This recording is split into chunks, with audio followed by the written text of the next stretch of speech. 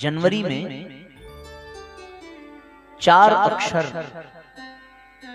निकल करके आते हैं। पहला ज, न, व और र।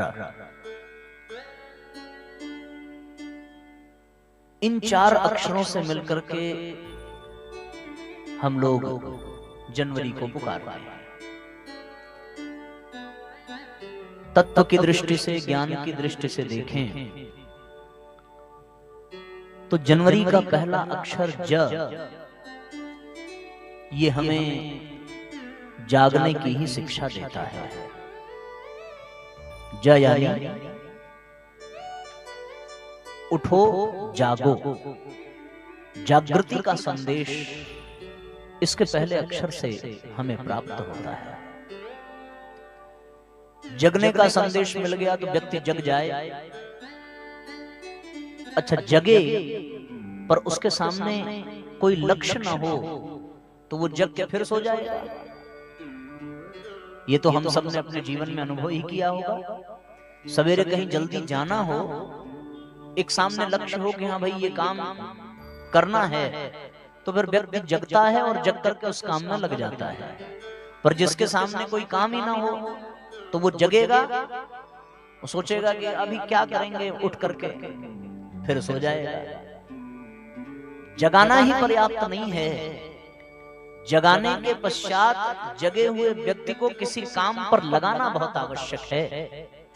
अगर वो काम पर लग गया तो जगा रहेगा, और अगर काम नहीं है तो जग के फिर सो जाएगा। इसलिए जनवरी का दूसरा अक्षर न हमें एक लक्ष्य देता है कि जगो, ज से और न से नव निर्माण में लग जाओ, नवयुग के सृजन में लग जाओ। नव निर्माण में, नवयुग के सृजन में ये लक्ष्य लेकर के जो जगेगा वो कभी सो नहीं सकता, और जिसके सामने ये लक्ष्य नहीं होगा वो बेचारा जग के फिर सो जाएगा। इसलिए साथियों, जीवन में नवयुग के सृजन का लक्ष्य लेकर, नव निर्माण का लक्ष्य लेकर के जगने का संदेश ये जनवरी के माह से हमें यह प्रेरणा प्राप्त होती है। तो नव निर्माण होगा कैसे?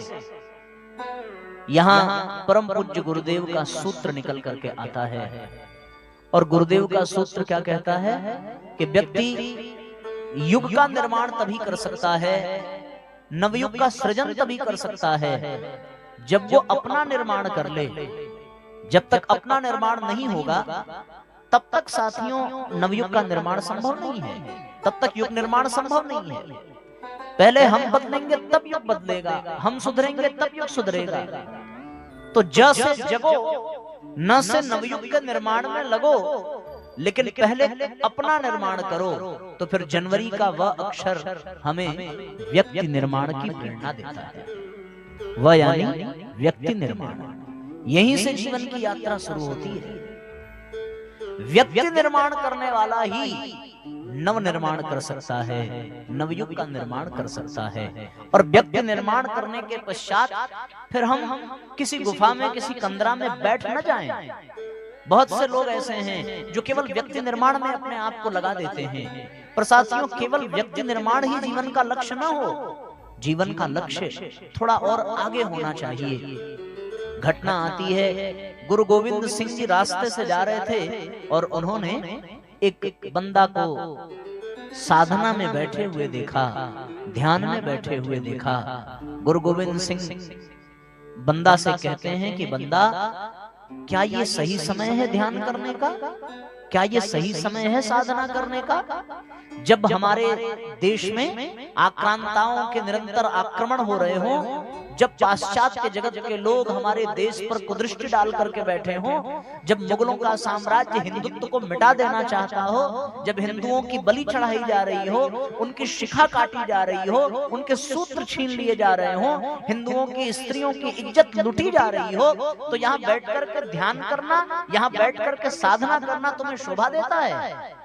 गुरु गोविंद सिंह जी की बात बंदा बैरागी ने सुनी, अपने आसन छोड़ करके खड़ा हो गया और युद्ध के मैदान में कूद पड़ा।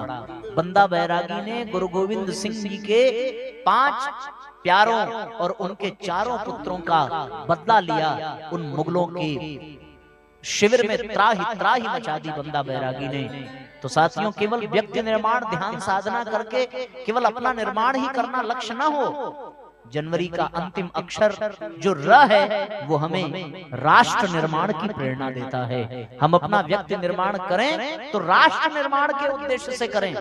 व्यक्ति निर्माण के पश्चात तभी हम अपने परिवार का निर्माण कर पाएंगे। परिवार के निर्माण हो जाने पर समाज का निर्माण होगा, और साथ में जब समाज का निर्माण होगा तो राष्ट्र निर्माण की संभावना साकार हो जाएगी। जिस दिन राष्ट्र के नव निर्माण में हम जग करके लग गए, उस दिन युग निर्माण की संकल्पना पूरी हो जाएगी। गुरुदेव का अभियान पूर्ण हो जाएगा, सफल हो जाएगा। ये जनवरी माह का बड़ा मार्मिक संदेश हम सबके लिए है।